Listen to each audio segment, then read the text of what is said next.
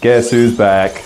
Back again. Hello and welcome to this edition of the Halcyon Top 5s list. My name's Lorne Risley and I'm going to be your host for this episode, and Merry Christmas everybody! I wanted to make a video celebrating the festive season but in the traditional Halcyon way by trying to pick top 5 moments from Christmas films that I deem amazing, but I'm using a broad stroke with that pen. Why? Because amazing isn't good, bad, funny, serious, or necessarily a mixture of all those things. It's just moments that stood out in my mind in Christmas films that were just amazing. And year on year, without fail, are the moments in those Christmas films that I tend to look forward to the most. So, sit back, relax, throw another log on the fire, roast those chestnuts, and poke those naughty carolers with a stick to get off your property before you get your 12 gauge. This is it. Don't get scared now. And let's take a look at the Halcyon Top 5 lists of best Christmas film moments.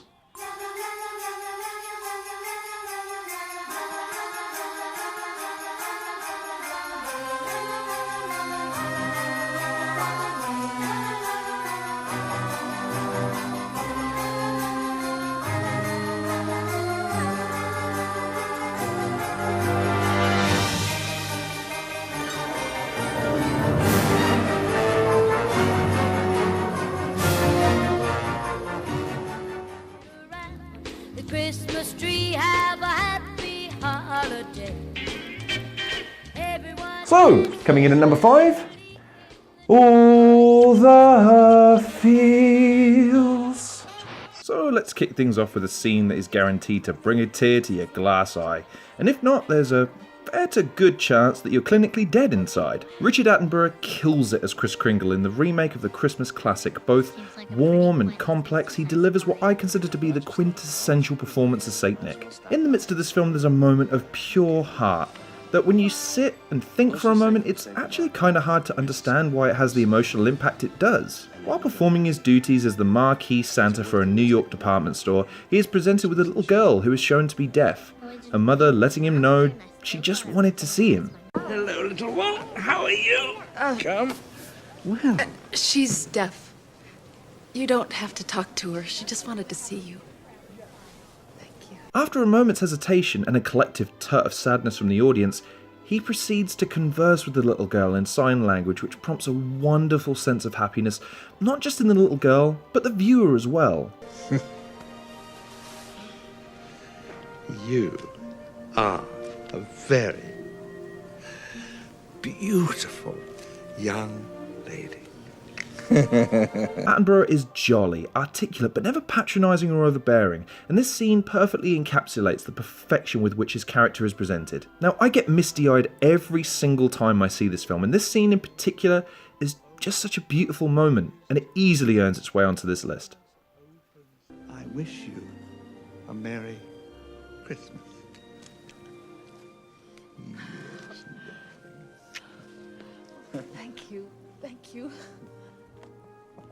bye-bye. Merrily in the new old-fashioned way.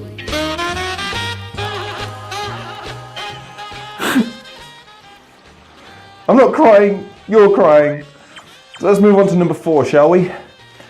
4 cookies dropping. Moving swiftly onto a moment on the opposite end of the emotional scale. So for those of you too young to know, Arnold Schwarzenegger used to like to do comedy films for reasons.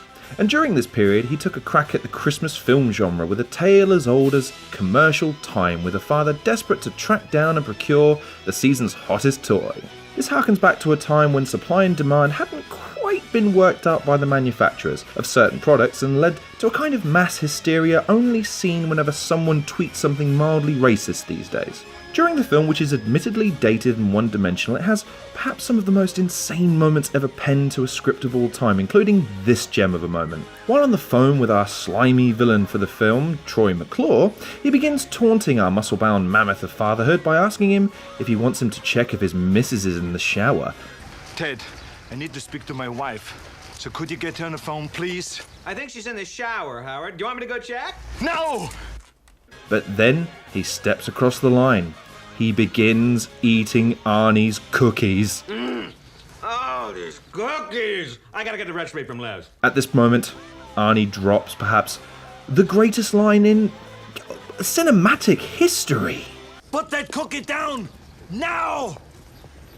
Tell me you aren't a combination of intimidated, aroused, and filled with Christmas cheer. It's a hilarious moment and one that serves as my phone's text message ringtone for many, many years. It's a stunning moment. Put that cookie down!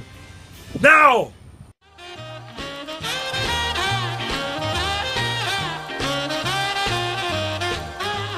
And with the lunacy of an Arnold Schwarzenegger film out of the way, let's go with number 3, shall we?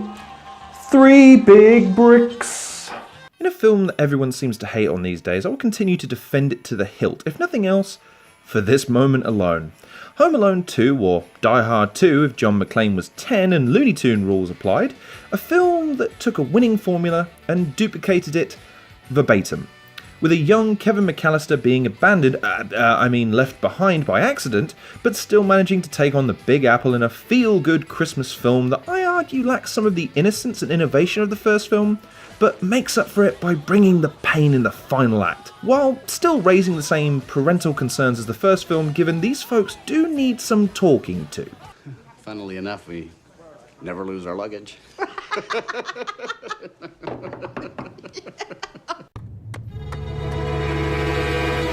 But in the midst of all the fun, the movie begins its final phase. The reason we all watched the film in the first place. The house of traps and surprises for the unwitting Harry and Marv, except this year, instead of a BB gun to greet them, Kevin decides to begin hurling building materials at them from 30 to 40 feet in the air, in a moment delicious in its simplicity and yet sold masterfully by Marv in a series of brick hits that are funnier than the last. You go from feeling genuinely sorry for the poor git right up until the moment the brick collides with his cranium, at which point you can't help but reconnect with that childlike love of cartoon violence that this film utilises to great effect. It's goddamn hilarious, and no matter how many times I see it, I can't help but bust out laughing. What? What?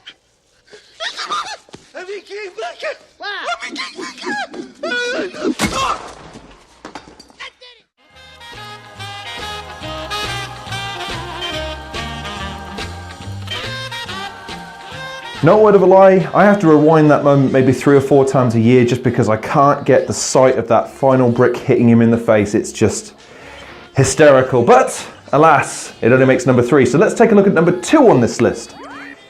2 Muppets Hurt. From the unwittingly hilarious to slapstick at its finest, let's get to my obligatory cheat entry in this list, given it's technically 2 separate moments. A Muppets Christmas Carol is known for many things: the musical numbers, the excellent set design, Michael Caine trying not to be cockney, yet being even more cockney than usual. We can't do the bookkeeping. Yeah, all of our pens have turned to inksicles. Our assets are frozen. How would the bookkeepers like to be suddenly Unemployed! This is my island in the sun. But above all else, it's the Muppets comedy that sets this movie apart from many other Christmas films. The intelligence and timing, it's a masterclass of children's entertainment that carries over to the adult audience. Your life will be as solid as this very building. It has its low moments too. In fact, every single year, I want to reach into the TV and adopt the poor rabbit kid when he's shivering in the bag of flour.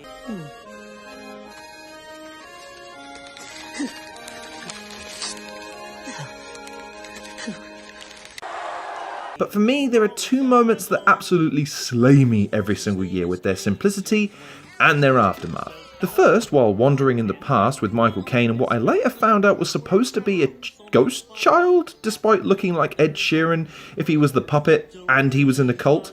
Rizzo and Gonzo land safely after travelling through a portal, yet not without getting dragged through the bush. They land and Rizzo expresses relief, only to then flee from a hungry cat.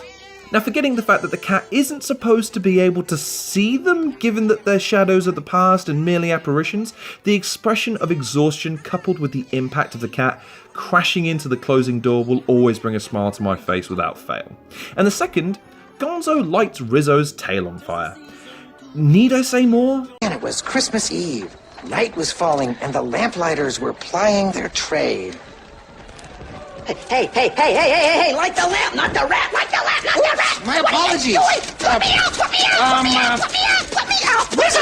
What?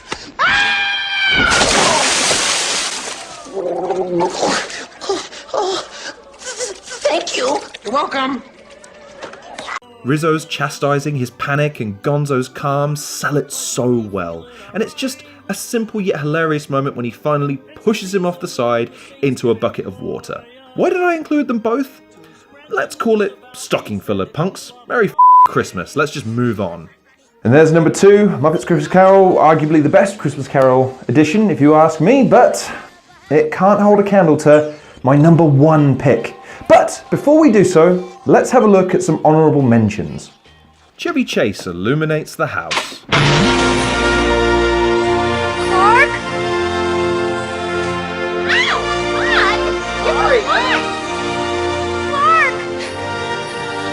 Honey, I think I know what's wrong.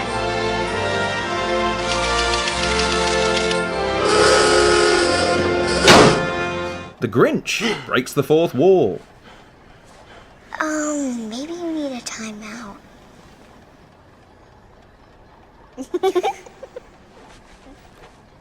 Kids today, so desensitized by movies and television. What do you want? Kevin caps Marv. Hello.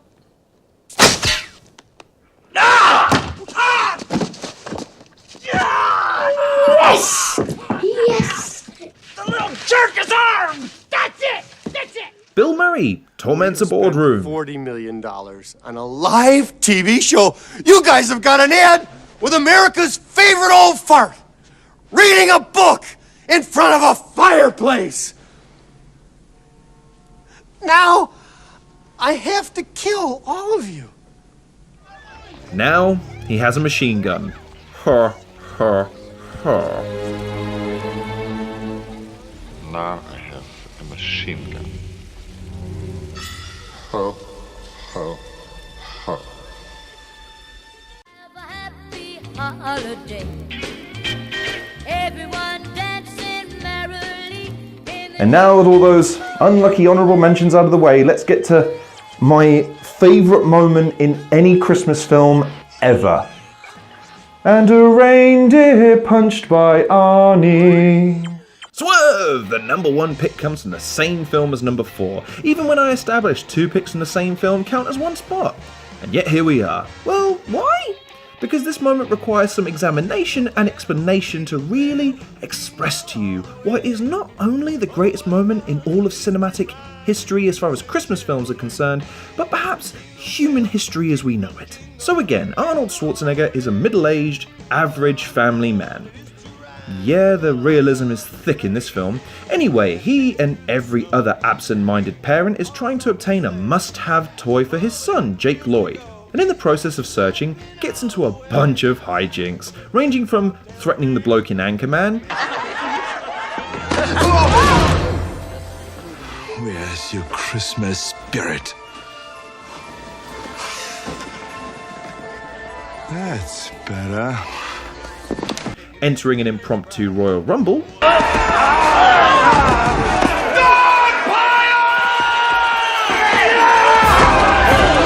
Getting into a lumberjack match with a criminal Santa syndicate, including the Big Show and a Kung Fu Santa led by John Belushi.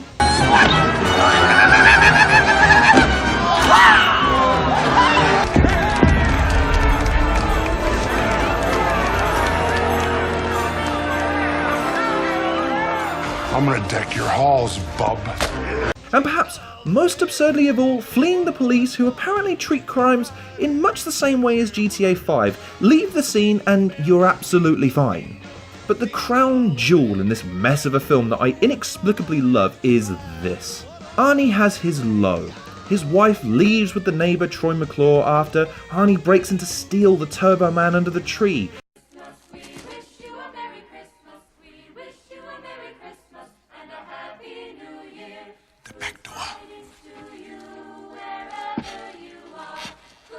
and having finally had enough, is confronted by an angered reindeer. Nice, doggy. Nice.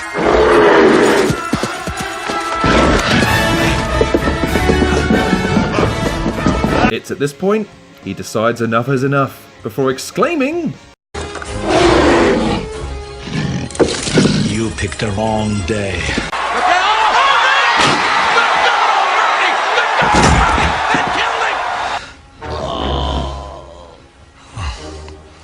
You started it. Yes, you saw it right. Arnie just knocked 12 days of Christmas out of some random reindeer. Now, before you worry or call the RSPCA, Arnie buys him a beer afterwards.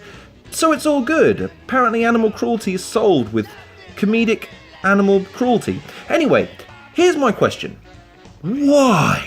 In what board meeting, in what producer conversation did it ever seem like a sensible or even remotely plausible idea? Forgetting how big and strong reindeer are, forgetting that I suspect the reindeer would need to somehow be provoked by Arnie at some point, given its relative docile nature while being petted by 30 Americans just a few moments prior, who thought to themselves, we need Arnold Schwarzenegger to spark this insult to cattle out.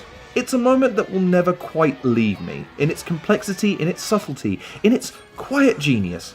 And the moment every year when I watch this film in anticipation of this preposterous moment. It's a moment I know that Christmas has truly arrived and tops my list as the #1 greatest Christmas moment in all of cinematic history. And there you have it, the top 5 moments that stand out to me in Christmas films, and I bet you didn't see a couple of those coming. However, I would love to hear what some of your favourite Christmas movie moments are in the description below, because they're often telling about the kind of childhood you had, the kind of predispositions you had at Christmas time, and what maybe some of your traditions are. So please let me know in the description what were some of your favourite moments. Indeed, favourite Christmas films. Let me know, it's the gift that keeps on giving, the comment section. It allows me the opportunity to converse with you guys, and it's honestly the best thing about doing YouTube. In the meantime though, please check out some of the other content creators in the description below. Make their Christmas by subbing and sharing and liking their videos. They'd all appreciate a watch. And also, if you happen to be in the neighbourhood, why not check me out over at Defunct Games' channel. I recently debuted there hosting the 1996 EGM Gaming Awards and did a terrible job, as anyone will attest to. In the meantime though, please like, share and subscribe. Check out some of those other content creators in the description below. Follow me on Twitter. Have a very, very Merry Christmas and an exceedingly Happy New Year. Take care of yourselves, and I'll see you guys in the next episode of the Halcyon Top 5s list.